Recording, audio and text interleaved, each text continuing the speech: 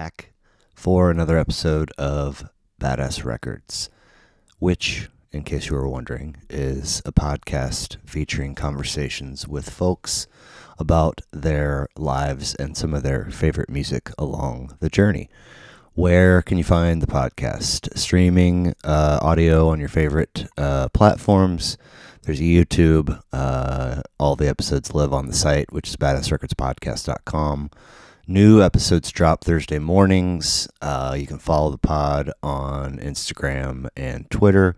If you do go to the website, badassrecordspodcast.com, make sure you click the merch tab and shop around. You might find something cool for yourself or a loved one. And if you want to be on the show, hit me up, please, at badassrecordspodcast@gmail.com. It's badassrecordspodcast@gmail.com. Come sit with me. Appreciate you stopping by.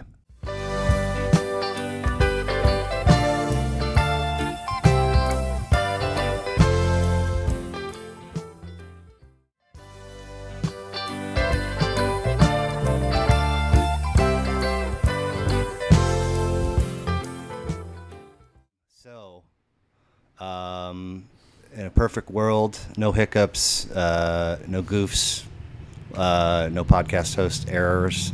We're recording episode 75 of Badass Records Podcast. And for the first time, I am remote. Hanging at Skate Bar, 501 Francis, downtown St. Joe, and hanging with Danny Phillips, a.k.a. Dr. 47. What's happening? Thank you for having me. Yeah, absolutely. I appreciate you. So let's see here. You are the promoter and talent booker. Correct. For Skate Bar. And Skate Bar is right around a year and a half old? Yeah. Right at a year and a half, okay. Actually. Yeah. And I'm amazing. I imagine it has had some amazing moments across that span. Oh, yeah. How's it been? Wild, strange, lots of fun, busy. Yeah. What kind are you? Are you the kind of person that operates with like routine hours, or are you just kind of I'm more of a vampire nowadays. No, I don't have what you would call regular hours. Right. No. So today is Saturday, July 8th, and I know you told me already who's playing tonight. 2 acts. Village Elder and God, what was the other one? Essential Machine. And this is this the 5th night of 5 straight nights of shows? It feels like it. Yeah, it is actually. Okay. Yes. And then you guys are closed Mondays, but you do gigs on Sundays. We do have gigs on Sundays. We've been known to have shows on Mondays. If like a touring act is coming through, sure, we will be up. More often than not on Mondays we're closed. We got to have a day off somewhere. Right. So if somebody is hearing this or seeing this and they've not heard of Skate Bar before but are in a band and would like to gig here, how does somebody make it happen? How do they reach out? You can get a hold of me on my Facebook page, Danny R. Phillips. I have an Instagram page, Dr. 47 Presents. That's the best way to get a hold of me, or you can get a hold of the Skate Bar page and talk to Brandon. Sure. I mean, we split time on the booking, which is nice. Yeah. I booked other places before, and I did all the work, and that's terrible. I bet. It's terrible. So thank you for carving out some time to sit down and do this with me. No problem. We were sort of talking before we were rolling about the why, or the how I got this thing going, and I think really it comes down to wanting to talk music in person with people. Yeah. Get to know them a little bit. I've yet to do any virtual episodes. I think, strange as it may seem, what we all experienced with the pandemic and all that stuff, I think it's important to sit with people, and people are still having a hard time with that, sitting with people and having conversations. I see that here, that they're still having a hard time with being in the group dynamic. Yeah. You find yourself, too much time alone is not always a good thing. No, and a lot of the time, I think, our phones are just always right there. It's easy to just bury our face in them. Yeah, it's awful. So what did I see in terms of, I remember seeing a town that you kind of grew up in or went to high school in, somewhere off of 70, but I forget the town. Minden, Missouri. Okay. Population 274. Is that current? That is current. Okay. That is not many folks. No, it's not. Born and raised there then? I was born in Brookfield, Missouri, and I lived in Trenton, Missouri till I was about 11 or 12, and then spent the rest of the time in Minden. Okay. Yeah. How are you doing comfy-wise? Do we need to... I'm super comfortable You right are? now, actually. Okay. Yes, I mean, I am. if you want to lean back, we can reposition things. My body sits in weird ways, so Okay, I'm okay. actually very comfortable. Okay, right on. Well, if we need to change, Oh, just no, it's fine. holler. So, you have siblings? I have an older sister. Okay. Yes. And do you happen to know how mom and dad met? My mom and dad. My dad was the president of the Eagles Lodge in Brookfield, and my mom was a bartender. Okay. Okay. And Met in a bar, raised in a bar. there you go. And There you go. here we and are. now I'm in a bar. Yeah. Imagine that. Right? What a surprise. So, mom, dad, older sister, were mom and dad, did they put music on? in the No, home? my dad was one of those unfortunate cases of my generation that he was there long enough to not be there. You know? Yeah, he okay. wasn't around. Okay. My stepdad stepped in like 35 years ago, has been my dad. Okay. But when it comes to music, my mom and my older sister are the number one influence on me. Right. What do you remember mom being into when you were young? Oh, mom was into like Fleetwood Mac. I still have her original copy of Rumors Nice. on vinyl. Nice. She was into Fleetwood Mac. Everything from like the 50s to the 70s and like even into the 80s. Okay. And then my sister is like, I'm 48. I think she's like 5 or 6 years older than me. You're a 74 baby too? I'm 75. 75. January 75. Okay. All right. Yeah. I'm December of 74. I thought we were. January, right there. But, sharing a wall growing up with her. And that was at the perfect time. Like, she was into Elvis Costello and the Police. And Cool. things like that, in the 80s. And then occasionally, even though she was often mean to her little brother, occasionally she would get, quote unquote, tired of a record. And And give it to me. So I get like the second Police record. Or, like Van Halen 2 or whatever she deemed she was tired Right. of. So did a hand-me-down from her, was that the origin point of your personal collection? Or The very first record I bought with my own money, I can remember, I bought it at Places in Trenton, and it was the Purple Rain soundtrack. Nice. In 85? 84, 85? Somewhere in there, yeah. And the next one was Van Halen, 1984. Epic album cover. And after that, I have no clue. It's just kind of... But I remember the first two. Right. Yeah. How about first show? The first, like, official concert, like, it was Lollapalooza in 1994. Okay. You didn't get dragged to anything by mom and stepdad or sister? My mom, when we lived in Trenton in about 84 or 5, my mom, my sister and I got called to the office. And I was used to being called to the office. But we both got called up there, and our mom was in the office. Didn't know what was going on. Well, she took us out of school because about 20 minutes from where we lived, John Mellencamp was playing a free concert at a farm implement store. It was like the year before he started Farm Aid. It was like his first push to start Farm Aid. Farm Aid. I forgot that he was kind of the person it was him, that. Willie Nelson, and Neil Young started that. Right. So that was like the first push. And Cool. that was like probably the first show I was at. But the first mind blower was Lollapalooza. No memories of the Mellencamp show? Just that there was a lot of people. A lot of people. Probably a lot of the occasional chili dog, perhaps. The Probably. Tasty A Freeze. lot of people sucking on a chili dog, yeah, for sure. Doing hand claps. Right? Yeah. Yeah. Yeah. Okay. So, first show. Okay. So I really want to know about, I think your Twitter and your Instagram bios mention, and maybe Facebook too, 25 years as a music journalist. In and out of that. Yeah, somewhere around 20 years. 25 What years. was the first of all, what was the first gig you had doing it, and what was the interest that pushed you in that direction? I had always, growing up, I was big into music. I was, like my sister used to call me the encyclopedia because I remember everything. Nice. So I was always reading like Rolling Stone and Hit Parader and fucking, whatever you can, whatever had music in it. Yeah. I would read it.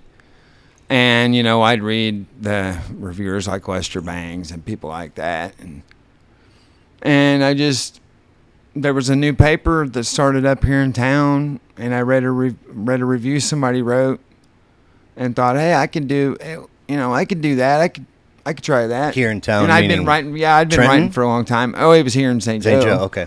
And I'd been writing stories for a long time, so I tried it. And then I was in every issue of that paper, other than about 3 or 4 for about 20 years. Okay. After that. And then from that, I started writing online, and that gig here in town, though, from was that print. gig here in town started me writing other places. But that was a print. Yeah, that was a print, like alternative, like indie, local. Do you still have some paper. copies? Yeah, somewhere. Nice. Somewhere I do. And then online, are you doing album reviews, show review? I was doing that for a long time. I haven't written music journalism in a long time because I started.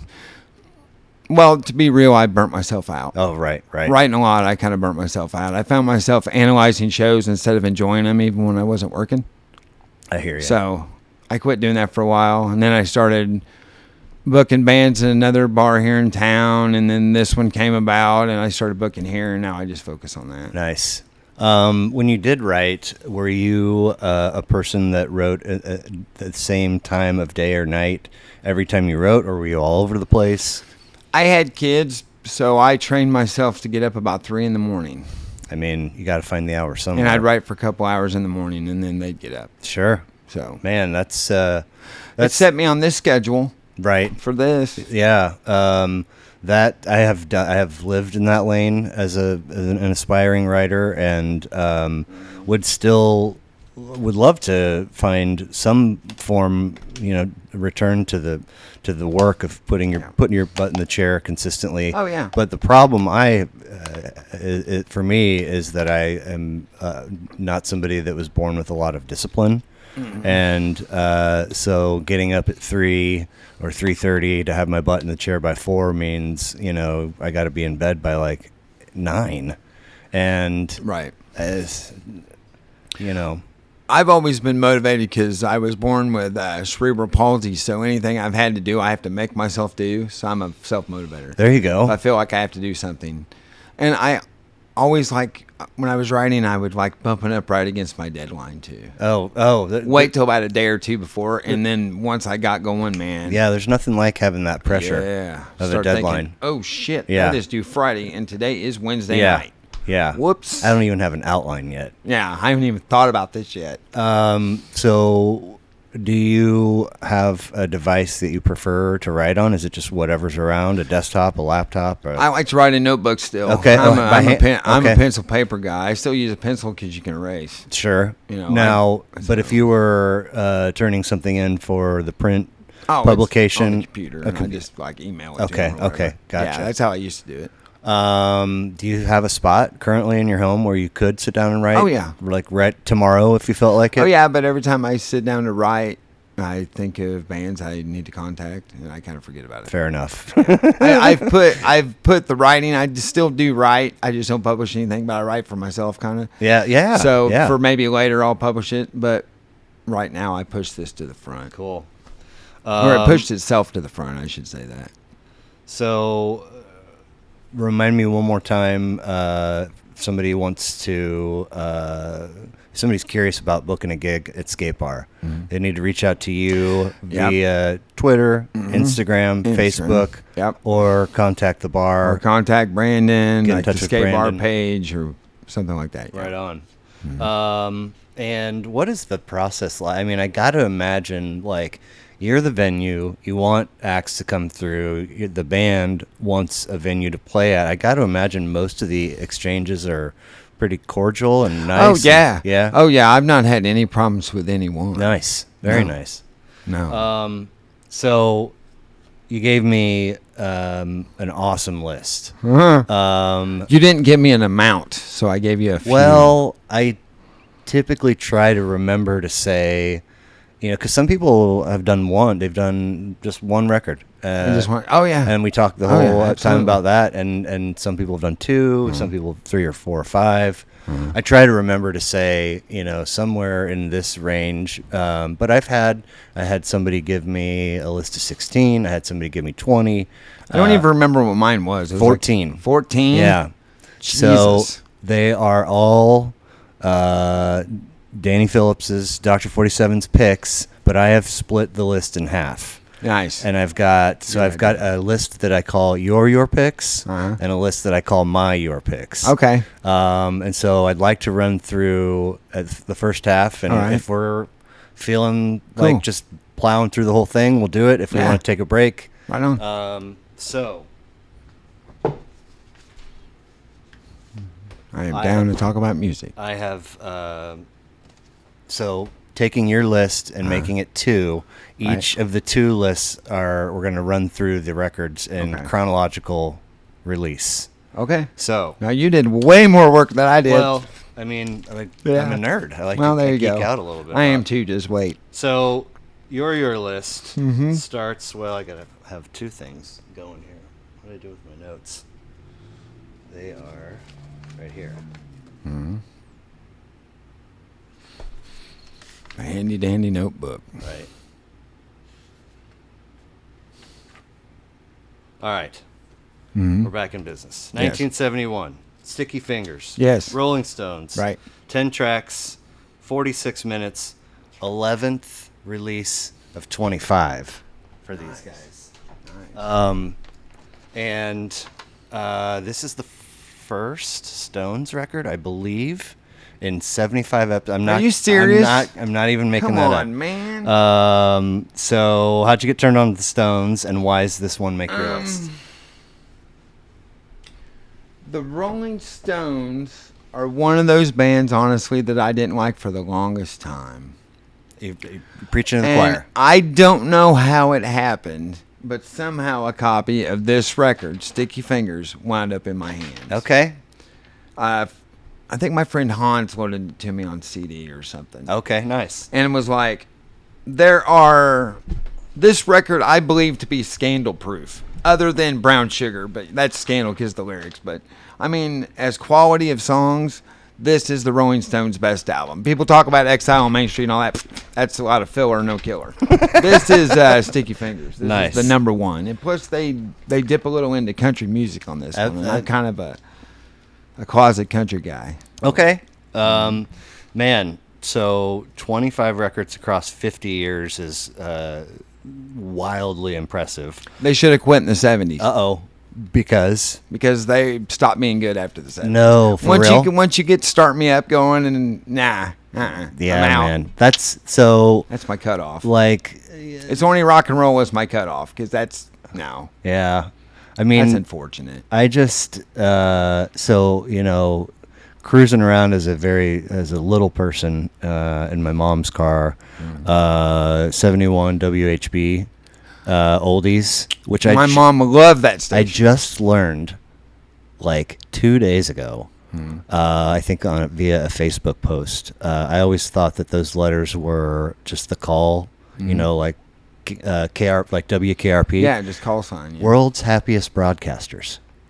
Really? Really? That's what that means. That's what that means. Interesting. So, point being, listen to a lot of oldies, and then at some point I'm in the camp of classic rock, and I'm just the Fox. I'm hardwired to the Fox. Right. And that's where, I suppose that's the second phase of the cultivation of my love of music.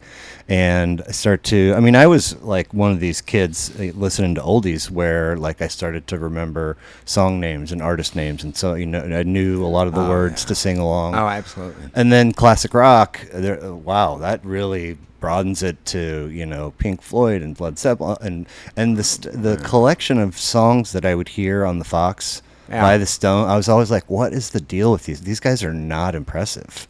But that's based just on what's getting radio play, and I think a lot of it is in that only rock and roll and start me up kind of phase. Yeah, you get that stuff, and you're like waiting on a friend and stuff like that. That's not the Rolling Stones, man. The stuff that's on this record is a way different sound. Yes, a way different sound. Absolutely. So they should have quit in the 70s, but is there another record besides Sticky Fingers by the Stones that you are a fan of? Do you like Exile? I like Exile's okay. I like Beggar's Banquet better. Okay. What's that's got Sympathy for the Devil. Nice. Give Me Shelter. Or no, wait a minute. Give Me Shelter's on Let It Bleed. That one's good too. Okay. These are the big three for Rolling Stones. Right on. Beggar's Banquet, Let It Bleed, and Sticky Fingers. So that was 71. We jumped 7 years ahead to a record that's already been mentioned.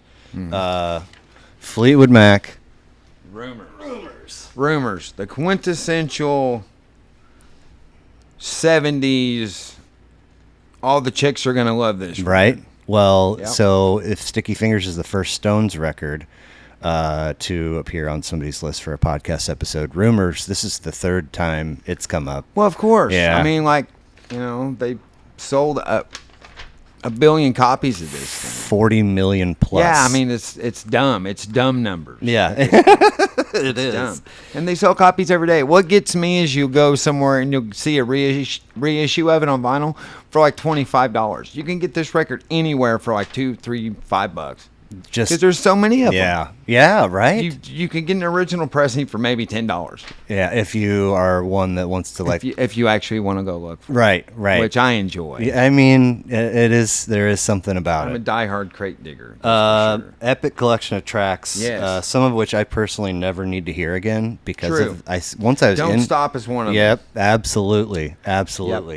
In fact, I think in my years in the restaurant business, I worked at a joint where a server formed a Fleetwood Mac cover band, and I think they toyed with the idea of calling themselves "Don't Stop" because they vowed to never play that song. No, please do stop. Please do stop. So, sort of a silly question for you, but what would you say to someone who heard you include Rumors as part of your list and then said that that's very un-punk rock of you to do? Then I would say I'm not necessarily just a punk rocker, and There you you should go. listen to the song Songbird. Ooh, nice. And then very tell nice. me. Because Stevie Nicks gets a lot of love for vocals on that, but Christine McVie was the best singer in the band. Oh, okay. I thought. So And she sings Songbird. It's beautiful. and And that record's my mom's fault. I still have her first pressing of that. nice. I heard that one a lot. Tusk came after it. Tusk was a yes. good one. That's ambitious. For the longest time, I was very anti Fleetwood Mac because I happened to get people my are. hands on a couple of bootlegs from the '60s, and they were like part of the British blues Oh, explosion. they were a blue with Peter Green. They were a straight up blues rock band, no- like Led Zeppelin type blues rock band. and they fucking absolutely. shredded. Oh well, is a great tune. Dude, That's great. Live in Chicago is one, and Live in London, I think. Totally different band. I know. Without Peter and, Green, and- it's a totally different And band. then Stevie comes along Yep. and becomes Stevie this and Lindsay. pop, And I was like, that was so cool what they were doing before you got here. How terrible would that have to be, though? You're Stevie and Lindsay. You're dating when you break up. You've written these songs, Go Your Own Way and all that. And then those are your biggest hits, and you have to continue to play them for like 45 years. That would be the worst. Absolutely. God has a sense of humor. I mean, absolutely he does. So we stay in 78 for number 3, which is Outlandos de Amor by Yes. the Police. And we One of the greatest rock debuts of all time. I mean, this is the second time this one has made someone's list, and every time I put on this record to revisit it, immediately I'm like, fucking Andy Summers is absolutely just killing this thing. I mean, he was almost a Rolling Stone. For real? Yep, it was him after Brian Jones died. It was either him or Mick Taylor. Okay. And they picked Mick Taylor. Wow. Yep. He was down in the final two. But they, they very much have to be a serious part of the conversation if you're talking greatest rock trios. Absolutely. Of all, because they just kill it. Absolutely. This was their debut, as you mentioned, 10 tracks, 38 minutes, a quick one. Yep. And I remember the first time I was looking stuff up about this record, I was just peeking at other Police tidbits, and by the time Synchronicity, which I think is their fifth and final, maybe their fourth, but by the time it's out, they are like recording separately. Oh, they absolutely hate each other. I know. Stuart Copeland and Sting hate each other to this day. They do? Mm-hmm. Oh, yeah. They don't like each other at all. That's so unfortunate. Oh, no, they don't. Because they were so tight. Stuart Copeland is my all-time favorite drummer. He's pretty awesome. I love awesome. that dude. You ever listen to Oysterhead? Yes. Nice. Yeah. I love him. The biggest problem I had with the Police is their songs go on too long. Okay. There's like, at the end of So Lonely, there's like 3 minutes of So Lonely. Yeah, why? I mean, if you cut that off there, you'd have great pop songs. So another thing that stood out the first time I peeked at this record is that Summers later recorded a record with Robert Fripp, who I've never checked out. I've always heard fantastic things, but I've never sat down and listened to him. He played in King Crimson. Right, yeah. Which is some kind of version of progressive rock, right? Yeah. Wild progressive rock stuff. Right. Yeah. One of these days, I'm going to check out both of them. You need special help when you're listening to things like that. You know what I'm saying? Yeah, absolutely. Yeah. So then we take a big leap from 78. We go all the way to 1992. Nice. It's a Shame About Ray. Yes. The Lemonheads. Yes. Talk to me about these guys. I love the Lemonheads. Nice. I love the Lemonheads. I've seen them twice. I saw the anniversary. It was either the 20th. It'd be the 20th anniversary tour of this Shame About Ray. I stole the giant poster off the wall at the Granada because I wasn't paying $40 for a poster. Right. So I stole it. I love this. Evan Dando still to this day is one of the most fun interviews I've ever done. Oh, really? Yeah. How did that come about? They were going to play Omaha for the first time ever. Okay. And I was writing kind of here and there for the Omaha Reader. Nice. And is that online? It's not a thing anymore. Right, but when it was online and it was in print. Too. It was like the pitch in Kansas City. Nice. It was the Reader. Okay. And I threw out the idea of interviewing him. Just, hey, if I could get an interview. And they're like, cool, go for it. So I just hit up his management, and here I am. He's calling me from Paris, France. No way. Yeah. So you did it over the phone? Over the phone. I did a lot of mine over the phone because there's not a whole lot of musicians that want to come to St. Joe area to do an interview.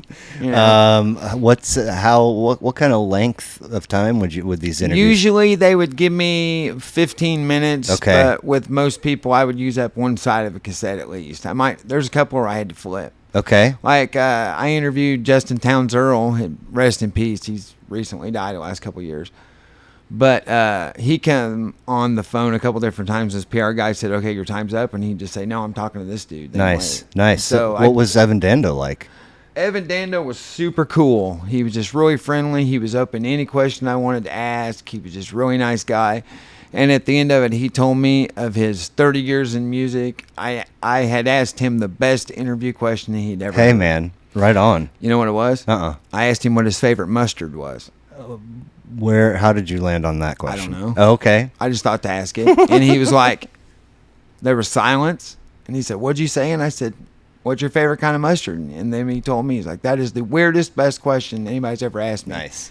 And I said, well, then answer it. Yeah, what is it? And he goes, French is yellow. Oh, okay. I mean, it's pretty vanilla, but... It's pretty basic. But it's, I'm like, I'll get out like all four mustards in my fridge with some pretzels or whatever.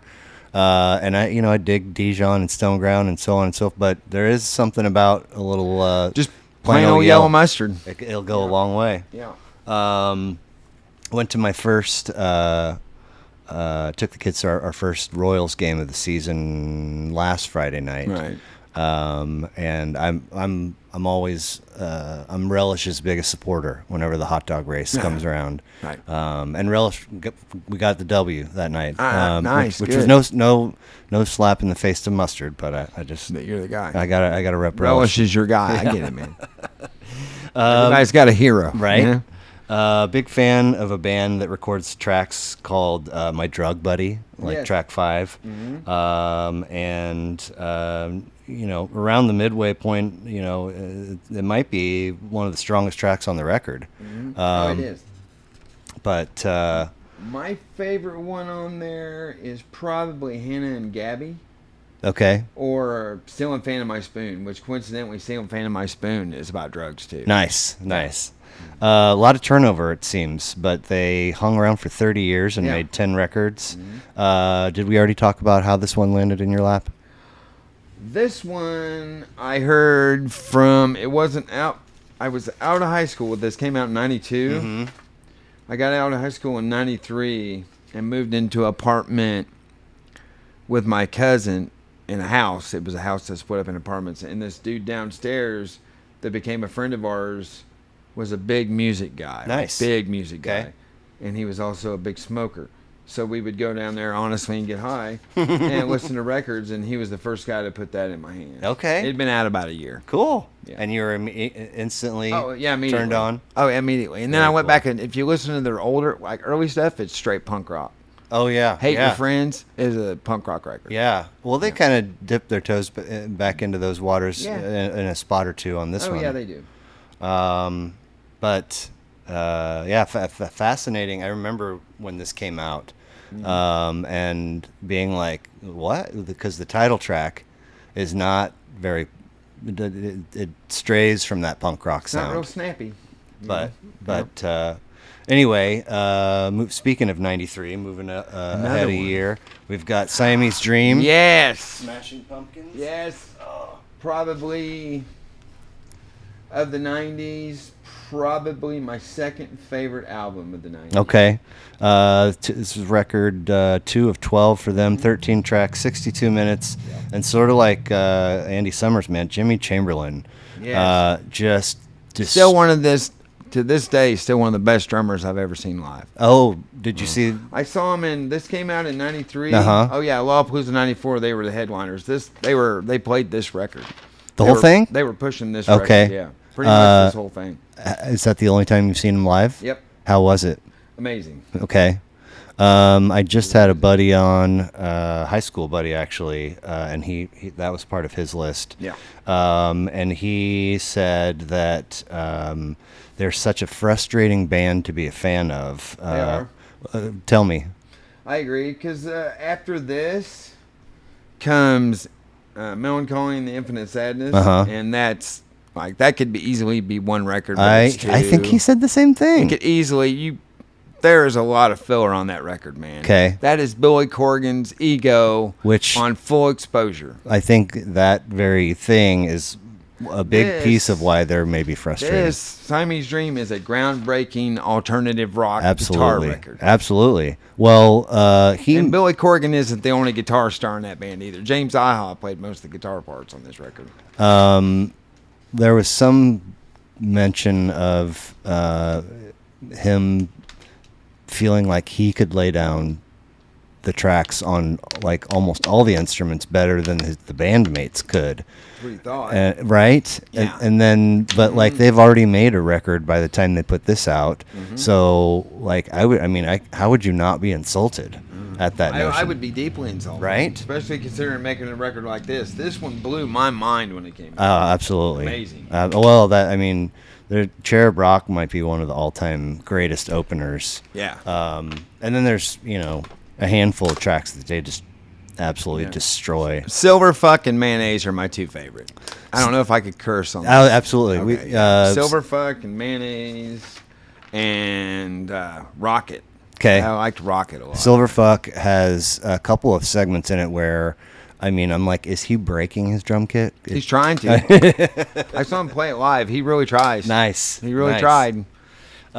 So we'll stay in 1993. Can you tell my age? We're in the 90s now, and we're staying kind of hard in there. Right. So actually, but I mean, tell me about the significance of the Pumpkins as they pertain to the rest of your list.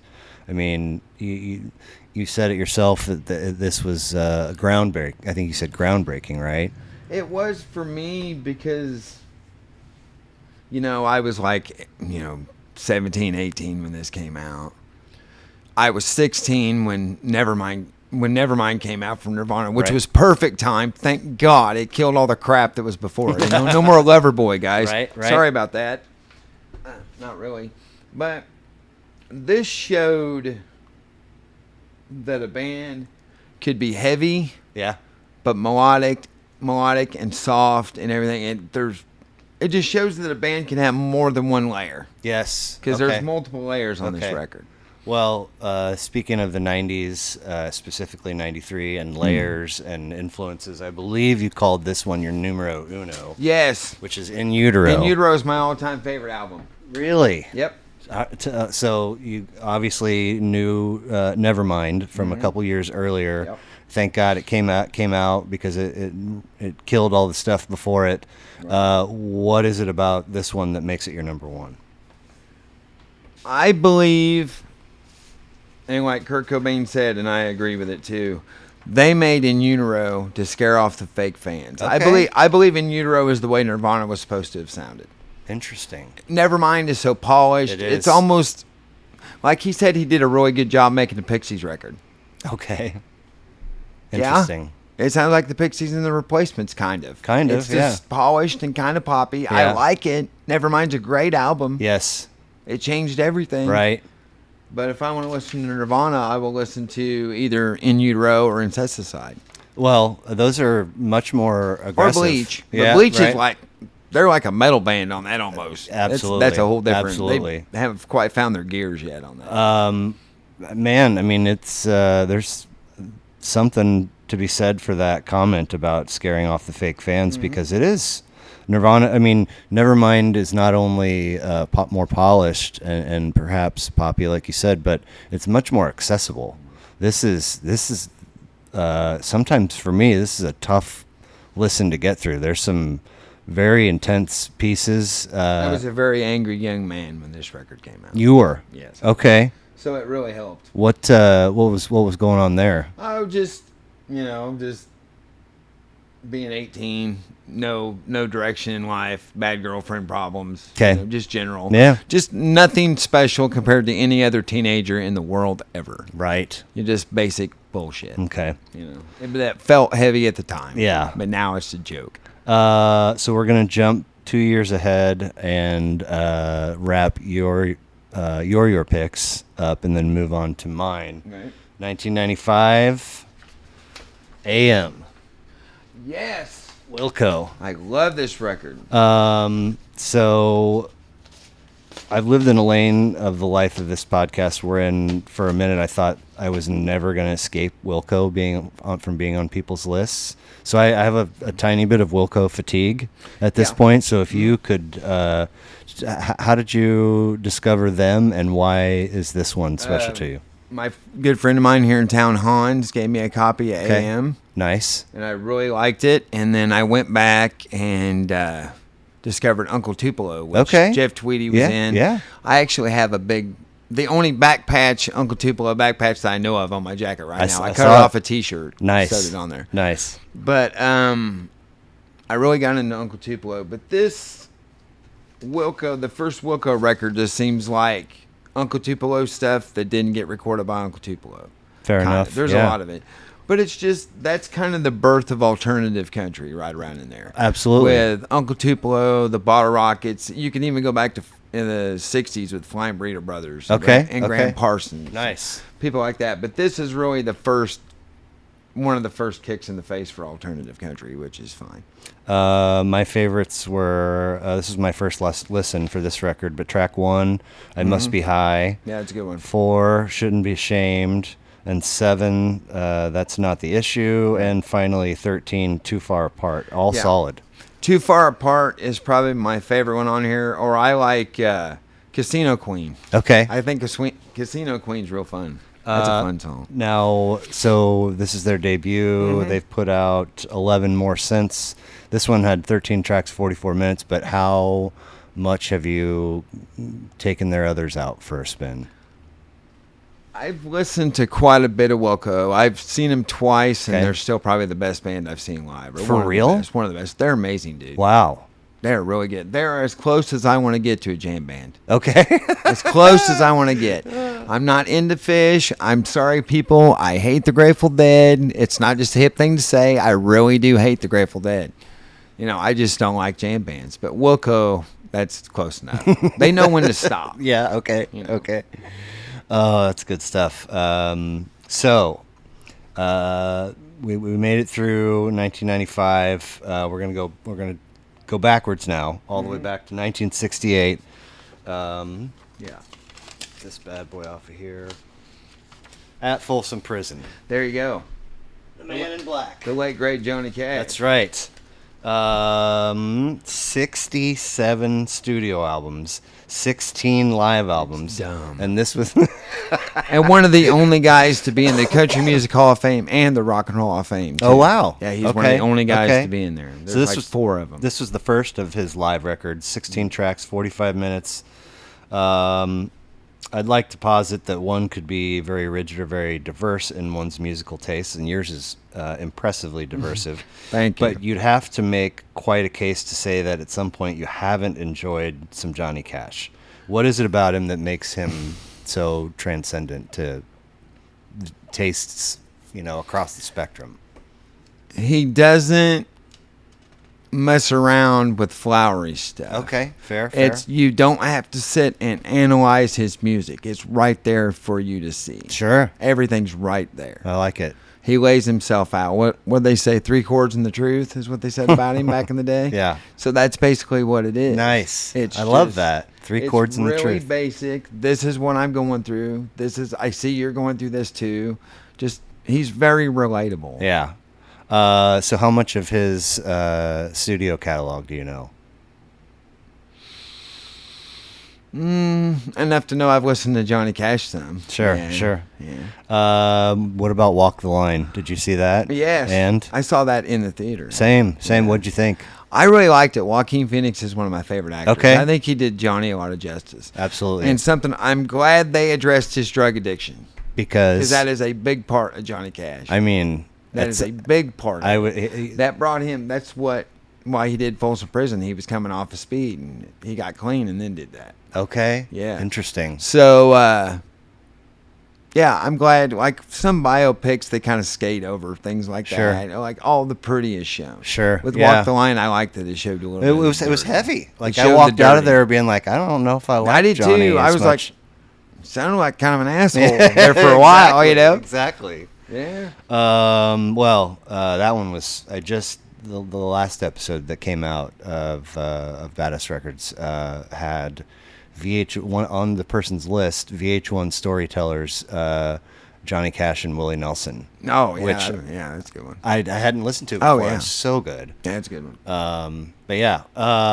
so going from somebody that everybody knows to a record that I didn't know at all, we go from 68 to 1972. First of 4, 12 tracks, 31 minutes, #1 record. Big Star. Big Star, #1 record. Had never heard of him before. Who was Big Star and how'd you discover Big him? Star. I don't know. I don't know how I discovered it. Okay. Actually, the first mention I ever remember hearing of Big Star is in a Replacement song. Okay. Because Paul Westerberg says, I never travel far without a little Big Star. And was like, who in the hell's Big Star? Interesting. And then they were a band from Memphis. Alex Chilton was the lead singer that was originally the singer for the Box Tops when Yeah, he was like yeah. 15 or 16. 15 or 16. Okay. He did The Letter. That's him. they recorded this in Memphis. Big Star takes its name from a chain of grocery stores. Oh. In Tennessee. Okay. Big Star Groceries. Nice.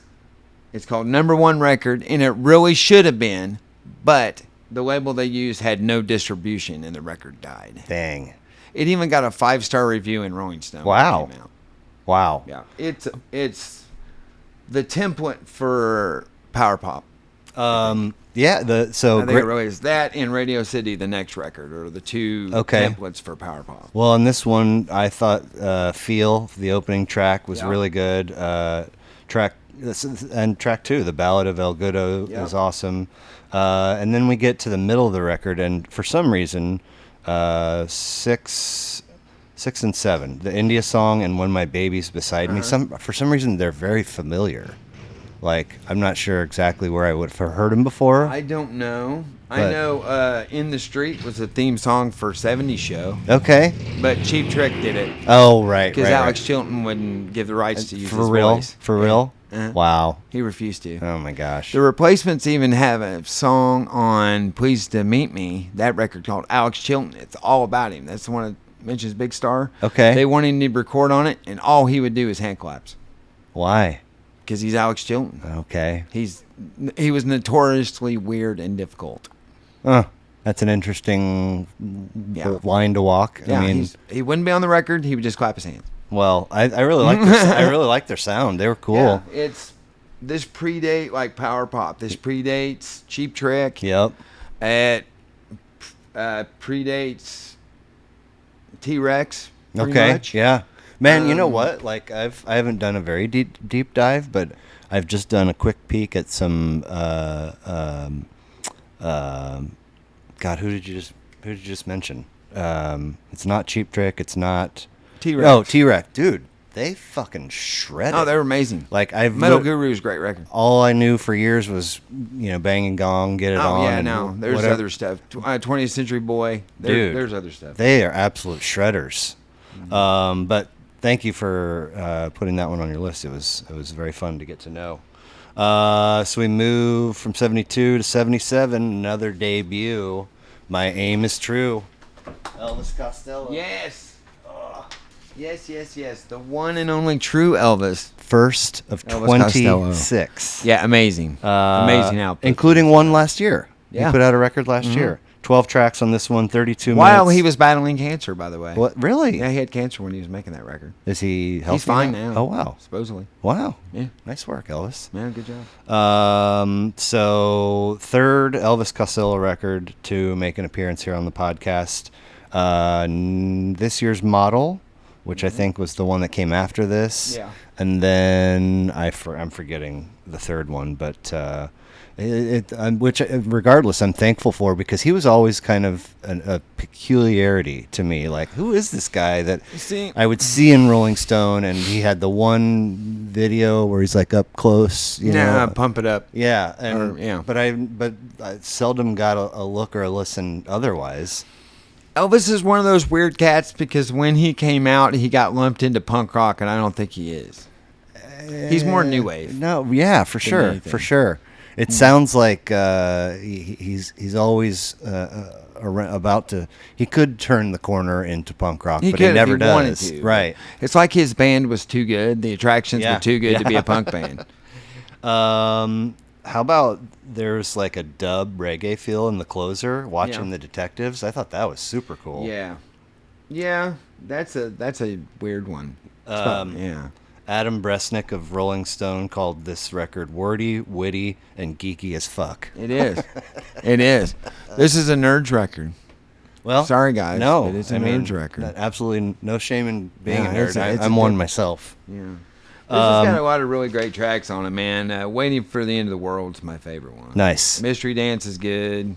I mean, it's just got so much good stuff. And then Allison, but everybody hears Of course. that. Yeah. That's probably the only Costello song I could have, like, told you by name way back when. Yeah. You know. Or What's So Funny About Peace, Love, and Understanding, but that's on Armed Forces. Oh, okay. And that's the cover anyway. Nick Lowe did that originally. Right.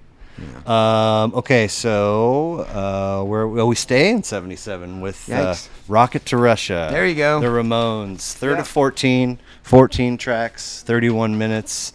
I've heard punk enthusiasts claim that these guys deserve more credit than the Sex Pistols for accurate. They do. Okay. Because the Sex Pistols only exist because Malcolm McLaren, their manager, saw the Ramones in New York and went to England and wanted the English Ramones. Fact. Nice. Yep. So we only have the Sex Pistols because he happened to go to CBGB's and see the Ramones one. Right. Yep. Band members blamed the Sex Pistols for their lack of sales, saying that they changed the punk image for the worse. They absolutely did. Okay. Why is that?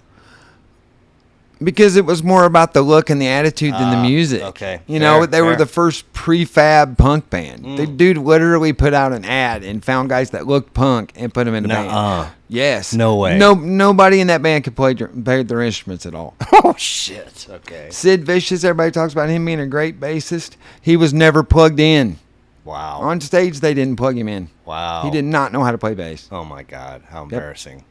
All founding members of this band have been dead for over 8 years. Yes. Crazy. And I think they had, after this one, they had some personnel change also? The drummer, Tommy, Yeah. dropped out, and then Marky joined, and Marky was the drummer until they were done. Okay. That. So they've only had two drummers. I think Clem Burke from Blondie was there for like 2 minutes. But Tommy quit because he wanted to produce and he couldn't play fast enough. Oh, okay. I mean, so they found a guy that could play faster. Right. Because they wanted to play faster. Nice. Well, this is a fun one. I've never sat down and listened to the Ramones before, so that was Really? good stuff. Yeah. I had the good fortune of seeing the Ramones. Where? In ¡96 at Lollapalooza. Oh my gosh. Yeah. And how was their set? Amazing. Nice. It was Hi, We're the Ramones, and then 1, 2, 3, 4. That's all they ever said.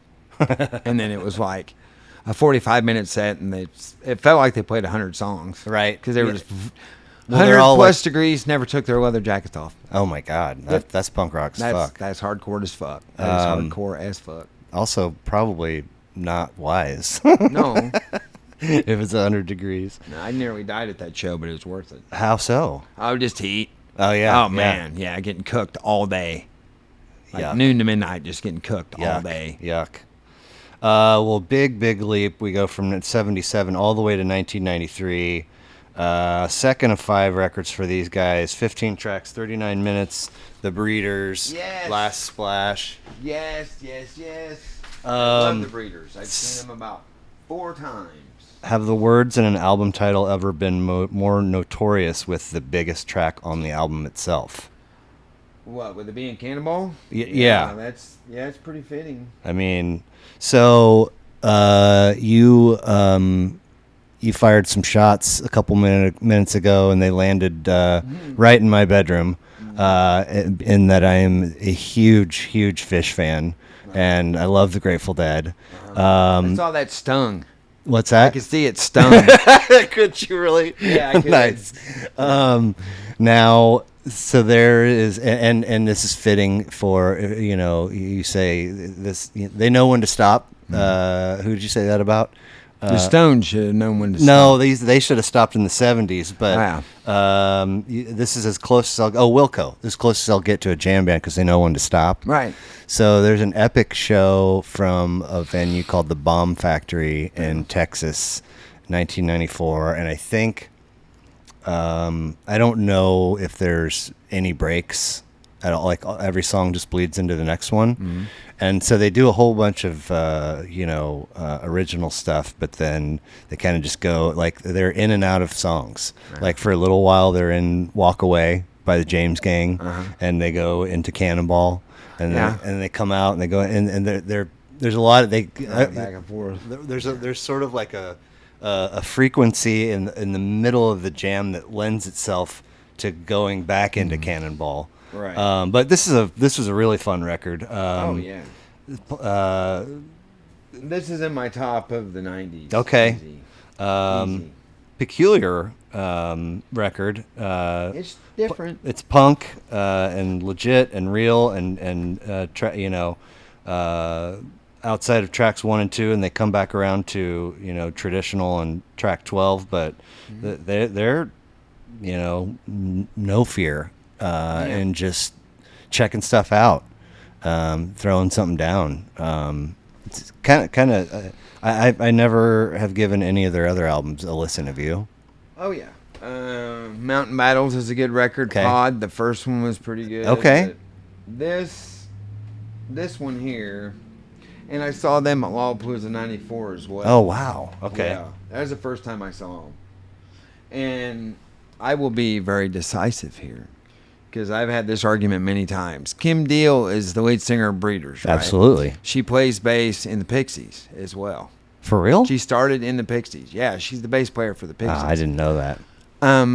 I have gone into almost physical altercations because I like the Breeders better than the Pixies. I think the Pixies are overrated. Well, I mean, they're polished and poppy, But the Breeders is just, and then there was the Breeders, and then Kim did another band called the Amps. It's even weirder than this. Okay.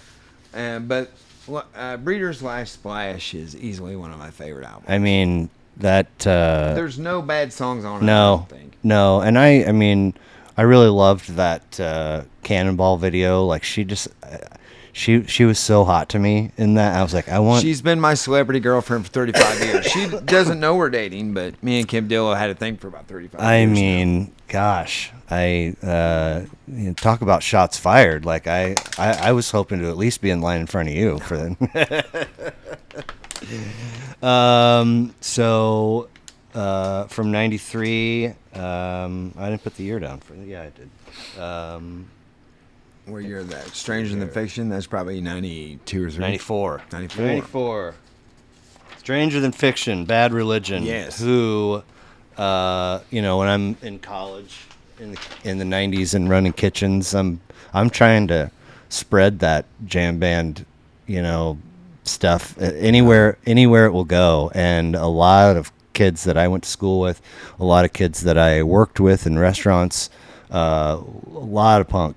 And Bad Religion always seemed to be the common thread. Like there were a lot of bands that dudes that I worked with were way into, but that's always seemed to be the Venn diagram, if you will. Let's see here, 8th of 17, 15 tracks, 38 minutes. The Bad Religion shirt always was the Crossbuster. Yeah. It's listening to Bad Religion to me is like a skater and a punk merit badge tied into one, and they're my Bad Religion is my all-time favorite punk band. Okay, I think that I've seen them the most of any punk band. I did a review. It was the anniversary edition of Recipe for Hate. And I said that Bad Religion is that punk band that you have to, if you listen to them, you have to have a thesaurus. Because that dude's vocabulary, Greg Graffin's vocabulary, is amazing. Man. If people say, oh, punk rock is for stupid people, no, listen to a Bad Religion record. Well, I was 6 tracks deep, and I decided that this was like perfect punk rock material. Oh, yeah. Then track 7 comes on, Infected. Yeah. Very, very solid. And this is it just really took me back.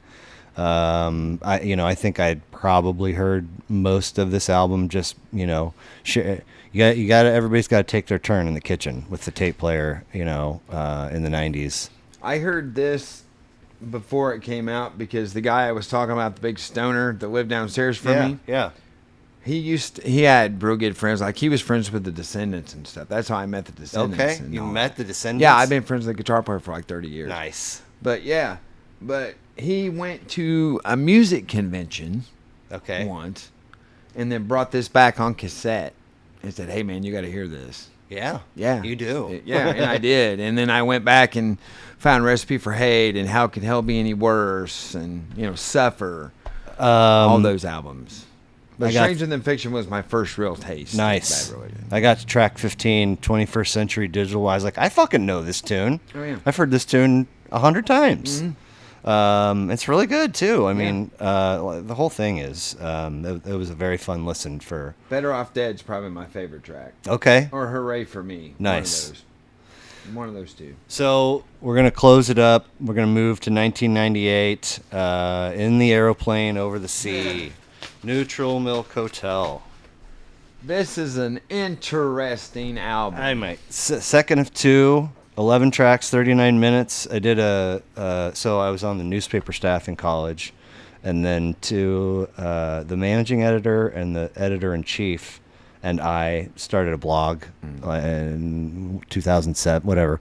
And it was pretty much, sports focused, but we would also, we were writers, and so we started doing things like, here's our top 10 albums of all time. This like, is what I'm listening to this week, type stuff. Yeah, that's so. And one of my buddies, Alex, shouts out to Uncle Cecil, threw this like way high on his list, and I had never even heard of them before. Mm-hmm. And I was like, what in the world? And then I was like, I don't think I've ever heard anything like this before. It's wild. Different. It's a different record. It's also one of those records, if you really want to understand it, you have to listen to it from beginning to end, all the way through. You can't break up this record. Two-headed boy. Yeah, you have to listen to it all, man. King and Carrot Flowers, part 1 and 2. You have to listen to it all in a row. And, this album is based on a dream that Jeff, how do you say his name? Magnum? Yeah, Mangum. Mangum. Yeah. He had a dream about Anne Frank. This entire album is about Anne Frank. Oh, I didn't know that. Yep. Wow. Mm-hmm. I will tell you that right around the time that we were doing that particular project and writing about albums, and I was like, what the fuck is that? Neutral Milk? And then I listened to it. I was like, wow, this is really good. And I listened to it a couple more times. And then like 2 nights later, Wherever Fish Was, they came out and opened set 1 with the title track. Mm-hmm. Really good cover. Oh, yeah. And, in that case, they respect the time. Oh, yeah. And they cut it. But very, very fun record. I don't even know how I came across this record. I don't even know. I've got so many friends and stuff that just have told me, hey, listen to this record, out. Listen to that record, you're going to like this. It's got singing saws on it, man. I mean, he's using all kind of instrumentation on this thing. He's like the Brian Wilson of alternative rock. Nice. He is. All the way down to the mental illness. Wow. Yeah. Okay. I think he quit doing music for a long time. Yeah. I think I remember seeing he had issues. Yeah. So I've got a couple randoms for you, and then we'll wrap up and let you get back to your day. Cool. So if you found yourself gifted with the ability to visit yourself in the past at any time, any age, what age are you choosing? And if you're saying something to yourself, what are you saying? What age would I choose? Mm-hmm. Probably 17 or 18. Okay. Right around in there, because that's when everything really started going hard, like music-wise and going to shows and all that. Sure. That's when everything got interesting. Sure. And what would I say to myself? I mean, you don't you can just be an observer, but if you do say something, what are you saying? Don't be such an asshole. No kidding. Well, you did say that right around that time there was some anger. Don't treat people better. Don't be such an asshole. Okay. And don't get married. Don't get the first time. Right. Tomorrow you wake up and you find that you have inherited $85 million. Oh my God. What's your first move, and how different does your life look moving forward? My first move would be to make sure my kids were set up with money forever. And my next move would be to build a house with a temperature-controlled room so I can have the world's biggest record collection. Nice. That's my goal. How many kids and what are their ages? I have 2. Okay. My daughter is 27. Okay. She's getting ready to have a baby. I want to be a grandpa for the first time next month. Next month? Hey, cool. And my son is 16. Okay. Please complete this sentence for me. The world would become an immediately better place in which to live, if only.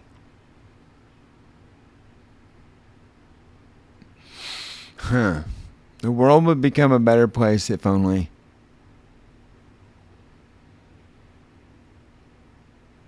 I think the world would be a better place if there was no such thing as cell phones. Oh, I mean, because then we'd have to talk to each other. Yeah, you're not people wrong. have forgotten how to talk to each other. Yeah. It wasn't that long ago where it was like, well, you got to go over here to the computer to get on the internet. I didn't get a cell phone, a real cell phone, to like 4 or 5 years ago. I mean, seriously, my kids finally made me get one. Nice. You know, I just don't care. Right. I live in an analog world. I listen to vinyl and sure. You know. And now, but if you are getting on Twitter or Instagram or Facebook or whatever, I mean, are you getting on via your phone? With my phone, I don't mind phones. I just think it's weird how they've changed the world. Like so everybody has to have a phone. So weird. You know, it sounded like here's my old man moment of the day, but you used to be able to disappear for the day if you wanted to. Yeah. Oh, yeah, absolutely. And now you can't. I'll just have to get a hold of him tomorrow. You know, I'll get a hold of him later, man. Maybe I'll catch him at home later. Right. If you did, you did. So, Danny Phillips, Dr. 47, thank you very much. Thank you. Before we started rolling, you mentioned, you know, so here's the list, and then once you've given it to me, you're like, oh fuck, this record and that record. Are there any records you want to shout out that weren't on your list off the top of your head? Let's see. Going through my list in my head here. The Beatles again. It was kind of a greatest hits kind of thing, but it has some different stuff on it. Let's see. The first Black Sabbath record's pretty cool. Nice. Descendants, Everything Sucks. Fugazi Repeater. Hey, right there on the wall. There's a lot of them. Alice in Chains, Dirt. Ooh, good one. I don't know. I'm a big Sap Jar of Flies guy. Yeah, there you go. That's a pretty good one, dude. Right on. So I don't know. There's so much. I know. There's so much. Skate Bar. Their Facebook. I know the Facebook page has the landline phone number, which Brandon was kind enough to share in his episode. That he pretty much is available to answer after 5. Right. Most days. Yeah. We usually open around 5. Right. But so that's one way that one could reach out to Skate Bar. You can come have a skateboard built. Yeah, I've actually seen Brandon build skateboards at the bar there while there's a mosh pit going on. Nice. Mm-hmm. So you can buy a skateboard. You can come see live music. Yep. You can get a cold beer or a cold soft drink. Yep. Beyond the landline, calling the place, folks can find you, Danny Phillips, on Twitter, Instagram, Facebook, right? Yep. And just like direct messages, you know. Yeah, just send me on Facebook. Just send me a message. Sure. My typical thing is to look at the schedule, listen to the band, see if it'll work. Right. You know, right. Okay. I have a system. Good. I listen to everything before I book it. Awesome. As it should be. Oh yeah. Thanks again, man. I appreciate it. Thank you. All right. We'll talk to you soon. Yeah.